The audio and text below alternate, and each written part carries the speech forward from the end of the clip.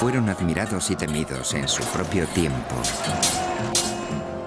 Antiguos guerreros que inventaron los campamentos de entrenamiento de reclutas, el asalto frontal, la educación subvencionada por el Estado y un estilo de vida y una estética que aún hoy llevan su nombre. Son los espartanos, y esta es su historia.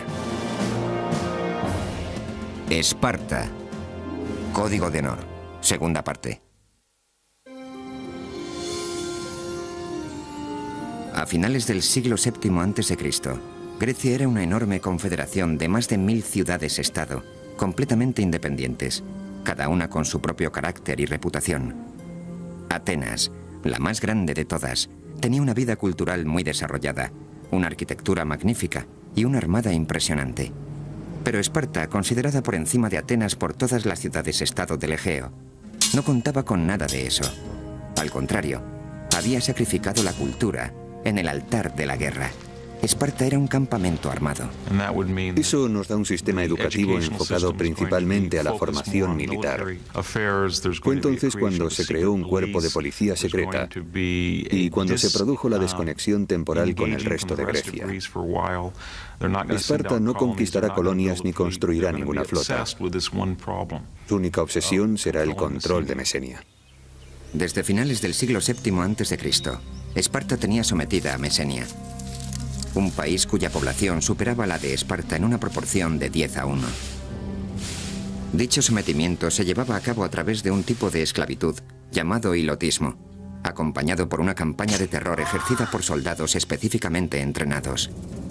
Esparta fue el primer país que desarrolló lo que se daría en llamar disciplina militar occidental. Los conceptos modernos acerca de la instrucción, las marchas, rangos, filas y técnica del asalto por falanges fueron todos inventados por los espartanos. En este caótico mundo de las guerras hoplitas, los espartanos aprendieron que había que mantener la calma y estar unidos. Así se evitaban los espacios entre ellos, aumentaba la cohesión de las filas y se derrotaba al enemigo. Entre todas las falanges, la espartana era la más elegante, la más capacitada para realizar cambios en el campo de batalla en caso necesario.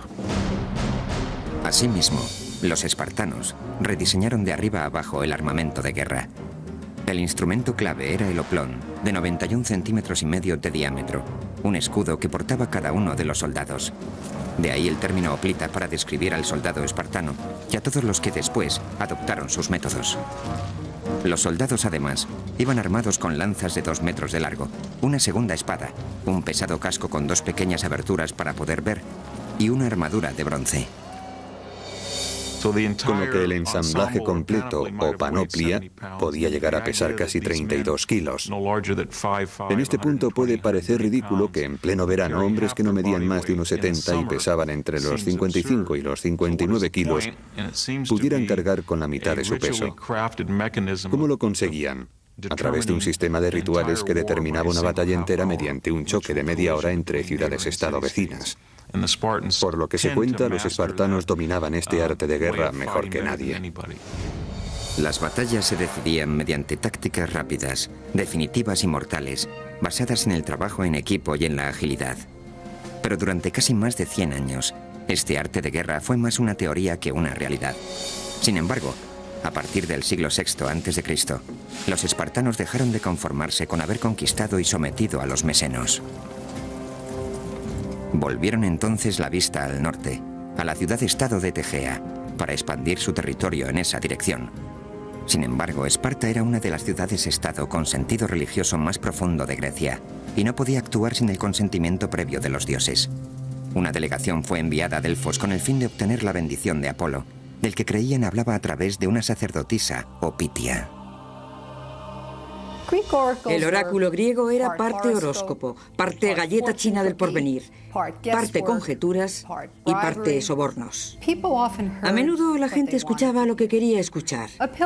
El peregrinaje a Delfos parecía más una visita al mago de Oz que una consulta a un futurólogo o a un lector de manos.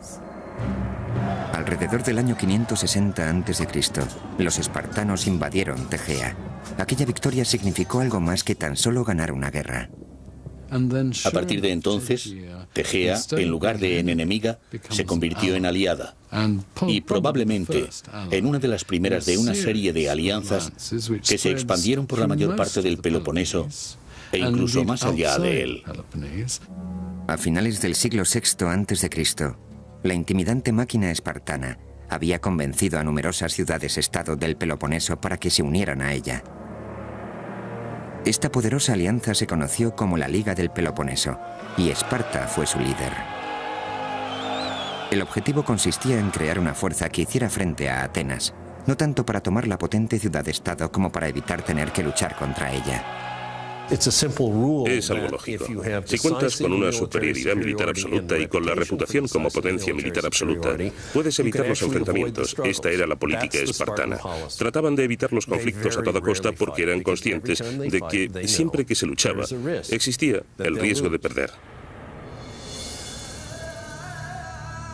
Pero la inminente amenaza proveniente desde el este obligaría a Esparta a salir de su mundo de aislamiento. Persia, gobernada por Darío I, comandaba el imperio más grande que el mundo antiguo hubiera conocido hasta el momento. Entre sus conquistas se contaban muchas ciudades-estado griegas, incluidas las de Jonia. Sin embargo, después de varias décadas de opresión política y fiscal persa, los jonios iniciaron la rebelión. En el año 499 a.C., enviaron una delegación para que se reuniera con el rey de Esparta, Cleómenes, quien se negó a atender a los jonios, decisión que desencadenó una serie de acontecimientos que cambiaron el curso de la historia. Pero no todos los griegos compartían la claridad de visión de Cleómenes. Los ateneos fueron persuadidos por los jonios para que enviaran apoyo a los revolucionarios. A pesar de la ayuda de Atenas, el poderoso imperio de Darío I derrotó a los jonios. Y los persas no perdonarían nunca el apoyo de Atenas a los rebeldes. Tras haber aplastado el levantamiento, los persas empezaron a pensar en serio acerca de aquellos advenedizos del oeste que habían osado entrometerse en lo que para Persia era, a todos los efectos, un asunto interno. Entretanto, Cleómenes se embarcaba en una cruel campaña de anexión de las ciudades-estado vecinas con el objetivo de reforzar y expandir la Liga del Peloponeso. La acusación más atroz formulada contra él fue la de haber llevado durante el ataque a Argos a unos 6.000 hoplitas argivos, según sus propias palabras, a un bosque sagrado y después ordenar a los hilotas, no olvidemos que los hilotas no eran espartanos, que prendieran fuego al bosque. Con lo que esos 6.000 argivos murieron torturados. Cuando Cleómenes volvió a Esparta fue juzgado por estos hechos. Los cargos eran muy graves y ni el rey estaba exento de responder ante la ley espartana. Cleómenes se enfrentaba a la posibilidad del exilio.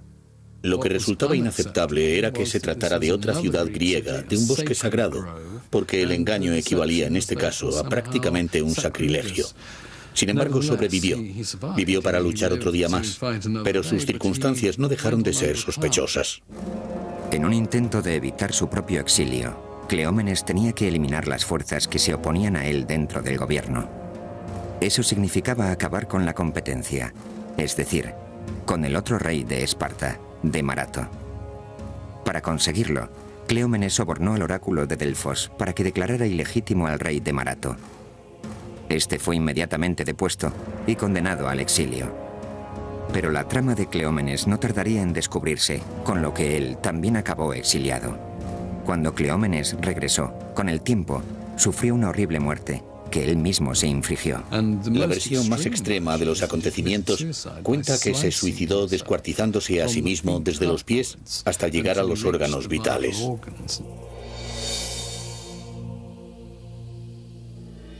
Cleómenes, que sería conocido por siempre como Cleómenes el Loco, fue sustituido por el rey Leónidas, un hombre que llevaría a los espartanos hasta donde nunca habían llegado tras enfrentar a todo el mundo antiguo en una guerra de proporciones épicas. A principios del siglo V a.C., una línea dividía a las ciudades-estado griegas en dos grupos muy distanciados, las que apoyaban a Esparta y las de la órbita de Atenas. Mientras Esparta trataba de mantener su política de evitar a toda costa la guerra, Atenas empezaba a prepararse para la posibilidad de un enfrentamiento con los persas. Corrían noticias de que Darío I de Persia estaba ávido por castigar a los atenienses por haber apoyado el levantamiento frustrado de los jonios en el 499. Darío nunca olvidó aquello, nunca olvidó la humillación. De hecho, entre los griegos reinaba la convicción de que Darío tenía un esclavo que le susurraba constantemente al oído: Señor, no perdone a los atenienses. En agosto del año 490 a.C., Darío I formó una pequeña flota de barcos cargados con tropas para atacar a los atenienses. La expedición persa se aproximaba a Maratón, en la costa nororiental de Ática.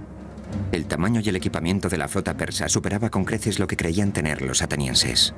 Cuando los atenienses se dieron cuenta de que los persas se acercaban de verdad y de que estaban a punto de desembarcar en Maratón, enviaron a un mensajero a Esparta. El carácter de las relaciones entre esta y Atenas había ido variando, a veces amistoso, a veces lo contrario. Pero los atenienses reconocían que Esparta era la potencia militar más importante de Grecia. Según cuenta la historia, el mensajero recorrió 225 kilómetros en 2 días, solo para que los espartanos acabaran contestando que enviar tropas suponía interrumpir las fiestas cárneas, una ceremonia sagrada dedicada a Apolo. Esparta prometió enviar refuerzos cuando las fiestas hubieran acabado, 10 días después. Los atenienses tuvieron que hacer uso de todas sus fuerzas. Enviaron todos los hombres disponibles, unos 9.000 efectivos de infantería armados al completo, que se cuadraron ante las tropas persas, seguramente 2 o 3 veces más numerosas que ellos, en la llanura de Maratón. Durante varios días, atenienses y espartanos se vigilaron desde la distancia al calor del sol de agosto. Al final, cuando empezaron a avistarse los refuerzos espartanos, el general Miltíades ordenó un ataque sorpresa sobre el enemigo. El ejército persa quedó hecho jirones. Los equipados hoplitas atenienses demostraron ser más de lo que los hombres de infantería persas, solo ligeramente armados, podían asimilar. La masacre fue irremediable. A todo esto, los atenienses habían enviado otro mensajero de nuevo a Atenas para anunciar su victoria. Tras la heroica victoria conseguida por los atenienses, llegó por fin una tropa de refuerzo de 2.000 hoplitas espartanos, pero no había quedado nadie contra quien luchar. Cuando el ejército espartano llegó a Maratón, los atenienses les mostraron satisfechos los cadáveres de los persas a quienes habían abatido con toda facilidad. Eso fue algo que los espartanos recordarían siempre. Mientras tanto, los persas empezaron a tramar su venganza. En el año 486 a.C., Darío I eligió a su hijo, Jerjes, para que lo sucediera. Jerjes planeó minuciosamente una nueva y mucho más elaborada invasión de Grecia, un plan que tardaría años en poner en práctica. Hacia el año 481 o 480 se hizo obvio que Jerjes llevaba unos 4 años movilizando a una enorme fuerza, quizá de unos 250.000 hombres de la flota y del ejército de tierra, para incurrir en Grecia bien preparados. Ante esto, los espartanos, los atenienses y otro pequeño contingente de ciudades-estado se reunieron para programar un contraataque. Debatieron ampliamente la estrategia, antes de acabar nombrando al almirante espartano Euribíades para comandar tanto las fuerzas de tierra como las navales. Por un lado, los espartanos eran muy arrogantes. Se decían a sí mismos: si los peleles de los atenienses pudieron con los persas en Maratón, ¿qué no podremos hacer los espartanos? Por otro, los más cultivados pensaban: no hay por qué temer a los persas, porque aunque sean muchos, no son soldados de infantería especialmente destacables, mientras que nosotros somos los mejores del mundo. En la primavera del año 480 a.C., todo estaba ya preparado. Los persas, por su parte, habían reunido 46 contingentes regionales bajo el comando de 30 generales para la invasión de Grecia. A la cabeza de todos, Jerjes, conocido tanto por amigos como por enemigos como el Gran Rey. La enorme fuerza estaba compuesta por unos 200 o 300.000 soldados. El ejército de Jerjes consumía millones de litros de agua al día y millones de kilos de trigo, de comida, de carne. En el mar, unos 750 barcos de guerra llamados triremes fueron flanqueados por varios cientos de barcos de abastecimiento. La vasta armada persa se movía al tiempo que lo hacían las tropas de tierra. Se trataba de una maquinaria de guerra de potencia sin precedentes que requería de una planificación y una ejecución magistrales para cada acción. La dependencia que existía entre la armada persa y su ejército de infantería es un factor clave a la hora de analizar estas guerras. El ejército tenía que mantener el contacto con la armada, porque ésta garantizaba la seguridad de los barcos de abastecimiento. Los griegos, acostumbrados a librar batallas en las que participaban un máximo de unos pocos miles de hombres, iban a tener que enfrentarse a una interminable riada de tropas enemigas. Después de mucho debatir acerca de lo que se debía hacer, decidieron apostarse en las Termópilas, en el pintoresco enclave conocido como las Puertas Candentes, por los cercanos lagos de sulfuro en ebullición. Las Termópilas eran la puerta de entrada al sur. En el 480 a.C., el paso de las Termópilas tenía unos 15 metros de anchura, con lo que constituía un punto capaz de neutralizar la enorme ventaja numérica de Jerjes. Creo que todo el mundo comprendió perfectamente lo que pasaba y entendieron que había que oponer resistencia, porque de no hacerlo, el problema no sería que los persas cruzaran este paso en particular, sino que la moral de los griegos caería en picado, lo cual los llevaría a perder la guerra.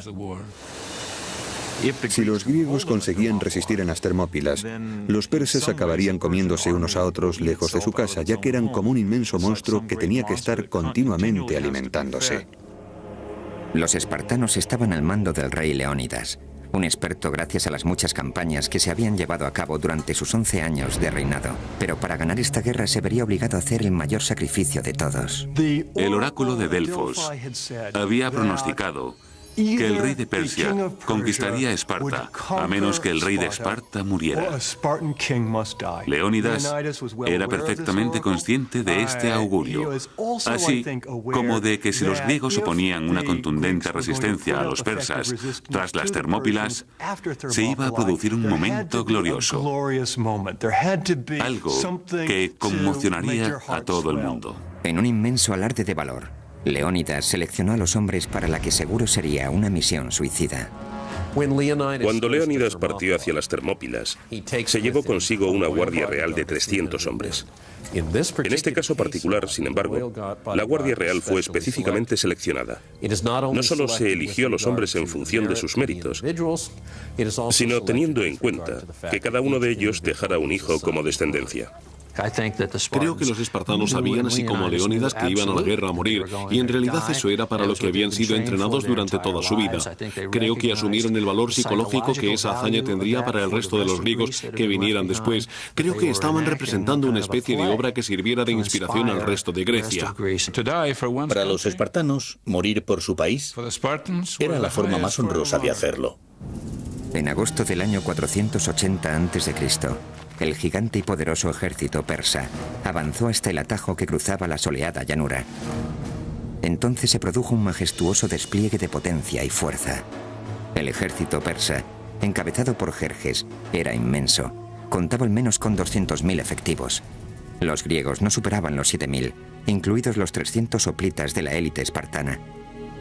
El motivo por el que los espartanos enviaron una tropa tan reducida queda en su conciencia. Podrían haber sido más afortunados si hubieran mandado un ejército completo. Alegaron que esas hubieran sido sus intenciones, pero que un festejo religioso les impidió enviar más que una tropa de avanzadilla. Algunos cínicos afirman que los espartanos nunca pretendieron enviar una fuerza completa, porque sabían que iban a perder. Necesitaban hacer algo destacable, un acontecimiento espectacular, así que sacrificar 300 hombres se presentaba como la solución perfecta. Los espartanos, dirigidos por Leónidas, estaban preparados para luchar hasta la muerte. Cuando Jerjes envió un mensajero, combinando a los espartanos a que depusieran las armas, Leónidas respondió con 2 palabras: molon lave, o ven tú a cogerlas. No podía haber un contraste mayor entre dos ejércitos, no podía haber un contraste mayor entre dos sociedades.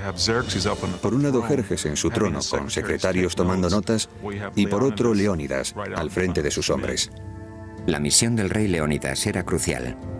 retener a los persas el tiempo suficiente como para que los generales griegos consiguieran formar sus tropas en el istmo de Corinto. Necesitaban tiempo para montar un contraataque a gran escala. Si al pesado ejército persa se le permitía pasar libremente hacia el sur, la zona central de Grecia caería seguida, sin lugar a dudas, por el Peloponeso. La idea de los griegos en las Termópilas era brillante: forzar un parón y crear problemas logísticos a esta especie de inquebrantable ejército.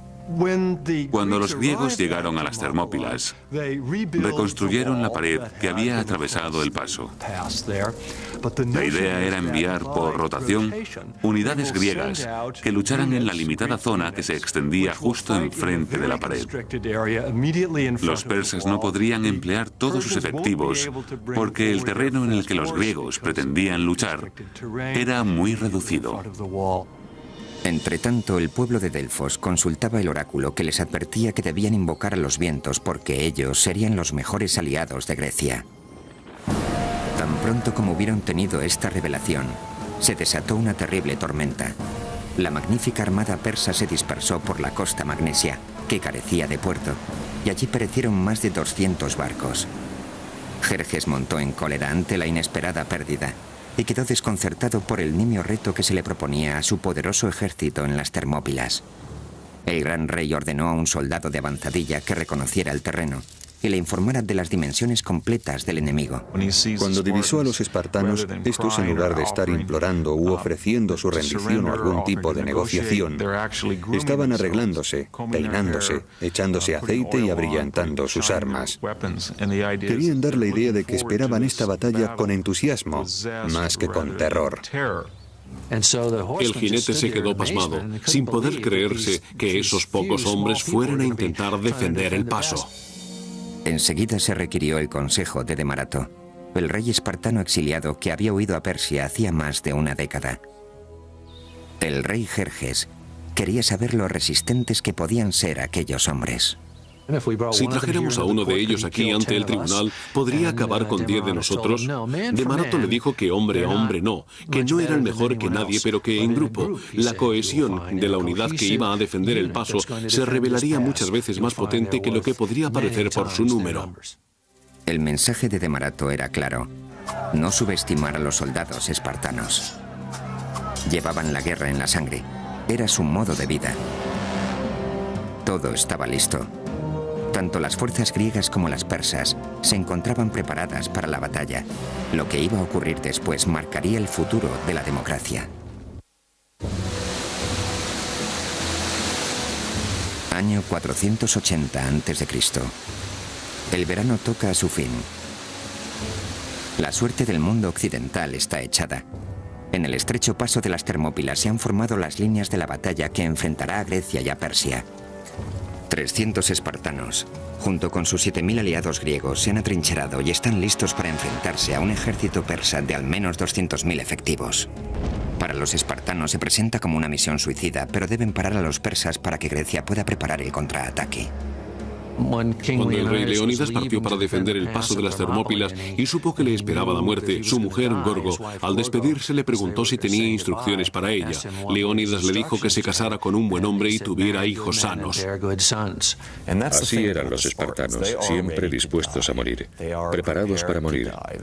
Consideraban que morir en combate por su país era algo verdaderamente glorioso.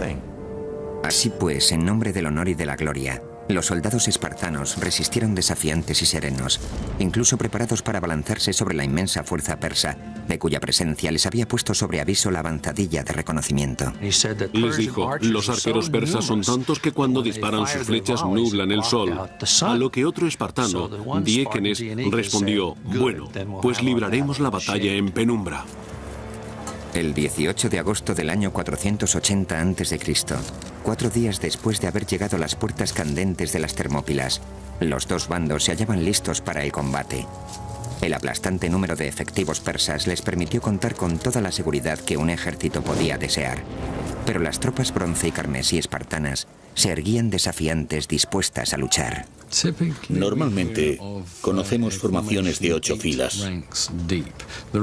El motivo que lo justifica es que las primeras 2 o 3 filas luchan porque las lanzas son muy largas. Sin embargo, la función de las filas de atrás consiste tan solo en empujar a las de delante. Así que la cohesión y el empuje de las filas de atrás resultan absolutamente tan cruciales como la destreza y la valentía de los hombres del frente. Pronto los persas se dieron cuenta de que su aparente ventaja numérica no era tal en la práctica. Una vez que se ha asumido que no es posible maniobrar y que los jinetes persas no van a poder hacer nada, entonces ya tienes el embudo. Sabes que has empujado a toda esa gente hacia un cuello de botella. Los persas tuvieron que atravesar el bronce y el hierro, cosa que nunca antes habían hecho. Los cortaron a pedazos. En los estrechos confines del paso, el pesado armamento griego, sus largas y afiladas lanzas y sus enormes escudos demostraron ser bastante eficaces contra el armamento ligero y las cortas lanzas de los persas. Fue algo escabroso. La gente gritaba, defecaba, orinaba, caía al suelo derribada, era pisoteada. Las lanzas iban rompiéndose. La batalla se convirtió en una auténtica carnicería. La falange griega era prácticamente impenetrable, y nada más caer la tarde, el campo de batalla ya parecía el infierno. Todo el paso estaba cubierto de cadáveres, y los espartanos no mostraban síntomas de desfallecimiento. La falange espartana funcionaba casi como un cuerpo de ballet, con esa agilidad de acción, esa habilidad para ejecutar con rapidez las decisiones en el campo de batalla y para moverse como una unidad. Estas eran algunas de las cosas que hacían de los espartanos unos soldados tan formidables. Jerjes estaba decidido a destruir la falange espartana y a detener el baño de sangre. Ordenó a sus guardaespaldas personales, conocidos como los inmortales, que participaran en la lucha. Solo ellos contaban con armas capaces de hacer frente al armamento pesado de los griegos, pero no fue suficiente. Un enfrentamiento salvaje dejó a las tropas de élite del rey completamente destrozadas. Viendo cómo un velo de muerte se cernía sin piedad sobre ellos, tuvieron que detener la lucha y retirarse. La mentalidad y la ideología hoplitas puede resumirse en una sola frase: mantenerse firme o mantener la posición. La aportación de los espartanos es esa solidez, ese ser fuertes como una roca. Al caer la noche, Jerjes abandonó el combate. Su bestia colosal cayó de rodillas. Las pérdidas persas se contaban por miles. A través de la llanura ensangrentada, los griegos atendían a sus víctimas mucho menos numerosas. Leónidas caminaba entre los muertos, perfectamente consciente de que en cuestión de horas sus hombres correrían la misma suerte.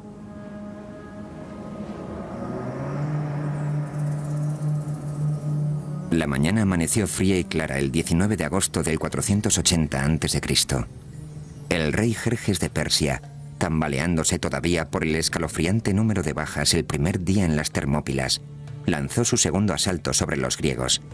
Esta vez, formó una especie de brigada con hombres conocidos por su valor y arrojo, a los que prometió recompensas por atravesar el estrecho paso, y amenazó con ejecutar si rompían filas y huían. El rey persa recurrió a esas tácticas de bulldozer. Creyó que si seguía enviando hombres, al final conseguiría romper las filas griegas. Pero una vez más, la impresionante fuerza persa no fue suficiente para derrotar a los griegos ni al cuerpo de élite espartano. La batalla proseguía a través de un sangriento segundo día y acabó convirtiéndose en otra masacre a gran escala. Los muertos y heridos persas se amontonaban en altas pilas frente a las líneas griegas.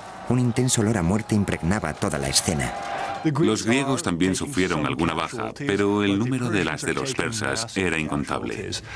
Resultaba demasiado desmoralizante permitir que esto siguiera indefinidamente.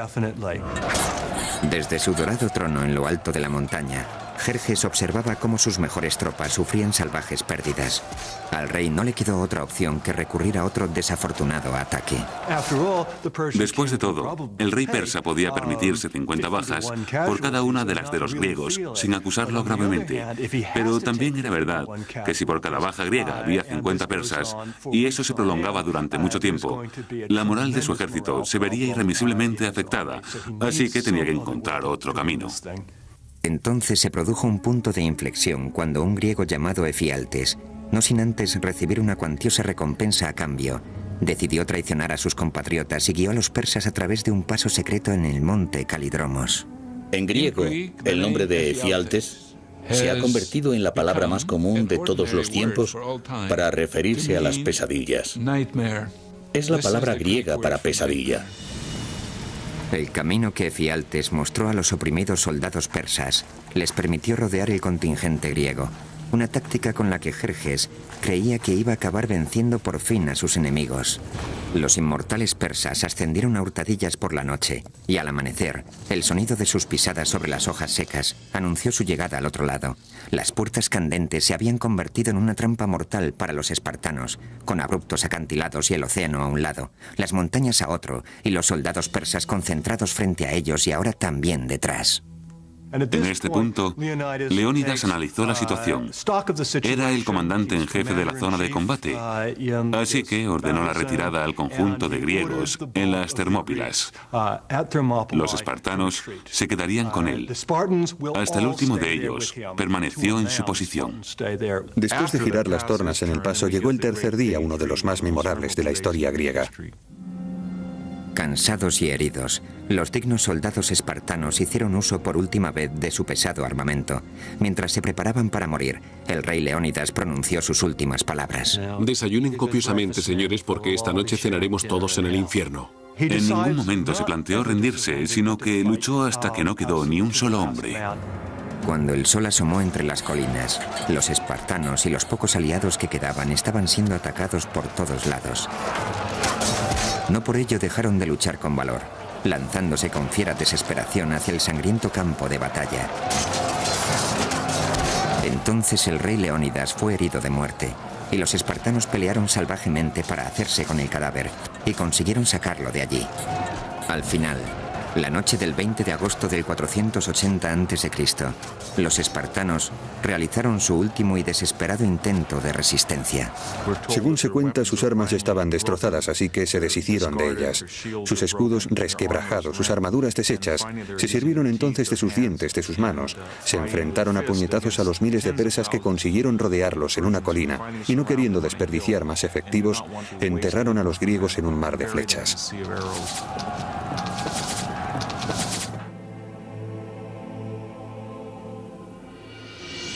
A primera hora de la tarde, todo había acabado. Los 300 espartanos yacían muertos junto con varios cientos de aliados. Pero las pérdidas persas eran escalofriantes. Se calcula que de unos 20.000 hombres.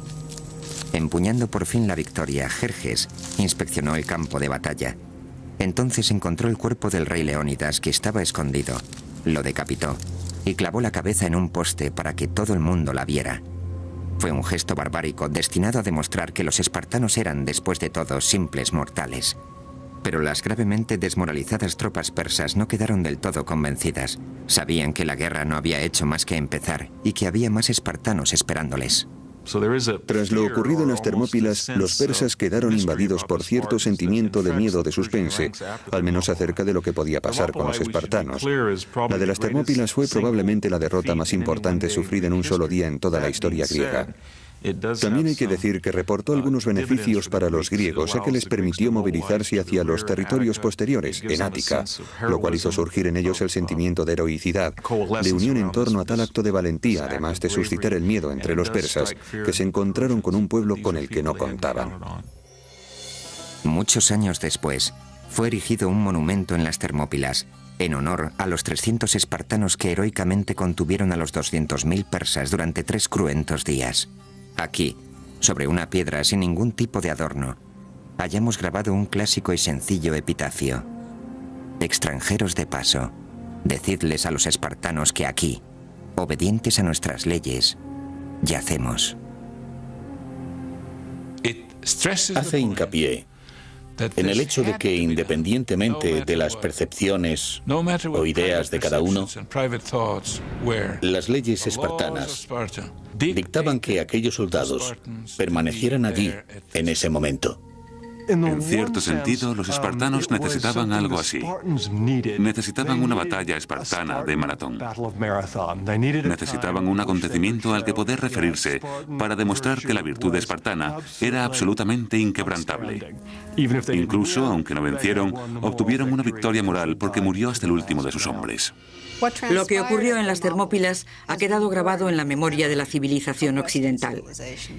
Después de la caída del Álamo, el periódico local de Nacogdoches, Texas, declaró que las Termópilas ya tenían su equivalente. Ahora, con la brecha en la primera línea de defensa griega, los persas tenían libertad para avanzar hacia el sur, a través de Ática, aplicando la táctica arrasar e incendiar, sin respetar a nada ni a nadie. Cosechas y granjas enteras invadidas por las llamas, estatuas de dioses demolidas, templos destruidos, incluso la Acrópolis fue víctima del fuego. Cuando empezó a correr el rumor por Grecia de que todo el país estaba ardiendo, muchos atenienses estuvieron al borde de la sublevación. Nunca hubieran podido imaginarse que las tornas iban a dar un determinante giro.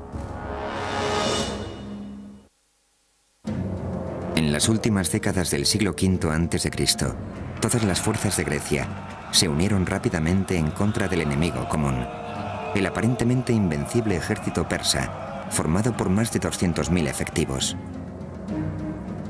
Tras la batalla de las Termópilas en el año 480 a.C., el ejército y la armada persas tenían camino libre para avanzar hacia el sur, hacia Atenas.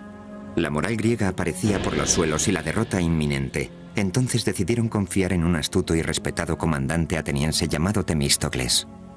Y el poderoso comandante decidió evacuar el interior del país y trasladar al pueblo a la isla de Salamina, confiando la esperanza de Grecia en una batalla naval. Entonces los atenienses determinaron abandonar su territorio con la intención de evitar enfrentarse a los persas en una especie de batalla a la desesperada en tierra. Sin embargo, más que abandonar su territorio, lo que hicieron fue enviar a las mujeres y a los niños a campos de refugiados al sur de Grecia, tras la muralla del Istmo, y enfocar todas sus expectativas en su armada. Bajo la oscuridad de la noche, la armada griega se embarcó hacia la bahía de Salamina, a unos 97 kilómetros al sur por la costa. Debido a su estrecho canal, Temístocles estaba convencido de que Salamina constituía un punto ideal para contrarrestar la superioridad numérica y la gran movilidad de la flota persa. Temístocles era consciente de que si batían a la armada persa, vencerían la guerra, o al menos darían un gran paso en esa dirección porque el ejército persa dependía significativamente de su armada. La armada griega estaba en posición. Temístocles diseñó una inteligente táctica para llevar al rey Jerjes a dar un paso fatal. Temístocles le envió un esclavo que le dijo que el rey quería ser su amigo, que había visto la luz y que para demostrarlo le informaba de que si atacaba en ese momento podría capturar a toda la flota griega. En una carta entregada por un esclavo, Temístocles explicaba los planes para el abandono griego de Salamina, que se llevaría a cabo al cobijo de la noche del día siguiente. Jerjes creyó que era su gran oportunidad. Después de todo, ya tenía experiencia con los traidores. Efialtes había aparecido en el momento justo en las Termópilas y ahora aparecería otro, Temístocles. Convencido de que la armada griega estaba sumida en el caos más absoluto, Jerjes decidió que era el momento justo para atacar. Y así lo hizo. Jerjes lanzó la flota persa contra la griega en las estrechas aguas que rodean Salamina. Es decir, hizo justo lo que Temístocles esperaba. Temístocles conocía estas aguas a la perfección y había colocado su flota de manera que la estrechez pudiera servirle de ventaja. Asimismo, sabía perfectamente cuándo el viento iba a soplar por detrás de ellos y con ello el momento en el que podrían cargar con más eficacia. Entonces, cuando los persas se abalanzaron sobre ellos, los griegos atacaron también con sus barcos. Creo que esta constituyera la batalla naval más importante con respecto al número de efectivos de la historia de la civilización occidental. Mientras la flota griega avanzaba como un pulpo gigantesco desde su guarida de rocas, el rey Jerjes se encontraba a salvo en su trono dorado en las alturas del monte Egeleo. Para cuando se quiso dar cuenta de que su poderosa vanguardia estaba atrapada, tenían la soga echada al cuello. La ventaja numérica de los persas, 400 trirremes frente a los 300 griegos, quedó neutralizada por los reducidos estrechos. Todo el contingente quedó atrapado rápidamente en una especie de tapón. Los barcos persas fueron privados de su capacidad de maniobra. Una vez que consiguieron convertir la batalla en una embestida y hacer algunas incursiones, la flota persa, que ahora perecía ahogada, se convirtió en su mejor aliada. Los barcos griegos enviaron marinos, hoplitas, que saltaban de barco en barco, dejando tras ellos una estela de sangre. Probablemente el índice de bajas de esta sea el más grande que se haya producido en una única batalla naval en toda la historia. El número de persas que se ahogaron en la costa de Ática ascendería hasta los 60.000. Fue un desastre sin precedentes para los persas y una victoria rotunda para los griegos. Los cadáveres y los restos de los barcos no dejaban ver el agua. Los persas perdieron unos 200 barcos, mientras que los griegos solo unos 40. Jerjes estaba encolerizado y humillado. Como resultado de la batalla de Salamina, Jerjes y todo su ejército tuvieron que salir de Grecia. Era imposible dejar a su ejército en Grecia a menos que pudiera garantizar su reabastecimiento. Con la pérdida del control en el mar, la pérdida de dominio sobre el agua, resultaba muy arriesgado. Así que tuvo que evacuar al grueso de su ejército. Pero el primo de Jerjes, el general Mardonio, fue designado personalmente para dirigir la guerra en Grecia. Con una fuerza de primera formada por 30.000 hombres, Mardonio se trasladó hacia el norte, hacia Tesalia, donde contaban con suministros suficientes para que sus hombres sobrevivieran al invierno. Entretanto, volvía a surgir el recelo entre Atenas y Esparta. Los atenienses, que sufrieron el mayor número de bajas en las batallas navales, esperaban un quid pro quo por parte de los famosos soldados hoplitas espartanos y querían que lanzaran un asalto en tierra contra los persas. Mardonio supo de las profundas desavenencias que separaban a su enemigo e intentó aprovecharse de ellas. Uno de los vasallos de Jerjes, un rey macedonio, fue enviado a informar a atenienses y espartanos de que si se iban sin más, Jerjes los trataría con dignidad. Los atenienses, creyendo que así obligarían a Esparta a movilizar su máquina militar al completo, consideraron el trato. Los atenienses dejaron que a Esparta llegara la velada amenaza de que si no venían para defender Ática, si no se movían hacia Beocia, ellos se rendirían. O peor, los atenienses insinuaron lo impensable, una alianza con Persia. En este punto, los impasibles y escurridizos embajadores espartanos decidieron que el juego de ajedrez político debía terminar. Los griegos se unirían para librar la batalla definitiva contra Persia, cerca de la ciudad de Platea. Tenían que ir todos en la misma dirección. Fue entonces cuando el liderazgo espartano saltó a primer plano. Los espartanos estaban ahora bajo las órdenes no de un rey, sino de un regente, Pausanias. En el verano del 479 a.C., las fuerzas persas habían visto su número reducido en más de 50.000 efectivos. Hacia el sur, Esparta movilizó a 5.000 de sus mejores soldados y Atenas contribuyó con una tropa adicional de unos 8.000. Entonces, los espartanos armaron a 35.000 hilotas mesenos, ofreciéndoles la libertad a cambio de su arrojo en el campo de batalla. Pausanias parecía tener una capacidad nata para organizar. Tenía mucha visión militar y algo quizá más importante, un sentido único para mantener unido de manera diplomática a este inmenso ejército en conflicto interno constante que era la fuerza griega. Seguramente nadie más que un espartano podría haber conseguido sacar todo adelante en tales circunstancias. Durante 11 días, los comandantes rivales se mantuvieron en sus respectivas posiciones sobre la llanura de Platea. Mardonio y la caballería persa, al norte, Pausanias y la infantería griega, al sur. Finalmente, en los albores del día siguiente, los persas rompieron aquella quietud lanzando un contundente ataque. La caballería persa tenía capacidad para infligir verdaderos daños iniciales sobre las fuerzas griegas. Los griegos se vieron obligados a volver a desplegar sus tropas. Aunque los 5.000 hoplitas espartanos solo suponían el 10% de la fuerza aliada, su disciplina, su resistente armadura y sus afiladas lanzas hacían que su presencia fuera abrumadora. Creo que una vez que los persas decidieron atacar a la infantería sobre la llanura de Platea, no había más que Mardonio o lo que el más alto mando persa pudiera hacer, porque al final iba a ser una cuestión de hombres con barras de mimbre y lino intentando cargar contra filas de lanzas. Y no había ejército en el mundo capaz de hacerlo a excepción del espartano.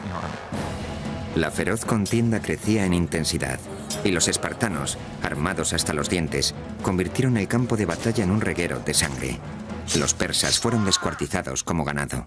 Los espartanos constituyeron la clave del éxito griego en la batalla de Platea. Fue una batalla hóplita, y los espartanos contaban con el ejército hóplita más potente de Grecia. Lucharon con todas sus fuerzas. Si Salamina representa la victoria por excelencia de los atenienses, una victoria en el mar, Platea es la victoria por excelencia de los espartanos, la victoria en tierra. Todo acabó cuando el general persa Mardonio murió.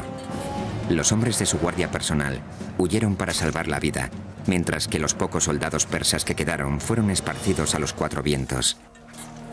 Las pérdidas griegas fueron mínimas, alrededor de los 1.000 hombres. Sin embargo, las tropas persas, que una vez alcanzaron los 50.000 efectivos, sufrieron una derrota definitiva. Como fuerza de combate, dejaron de suponer una amenaza, terminando así para siempre con el sueño del rey Jerjes de conquistar Occidente.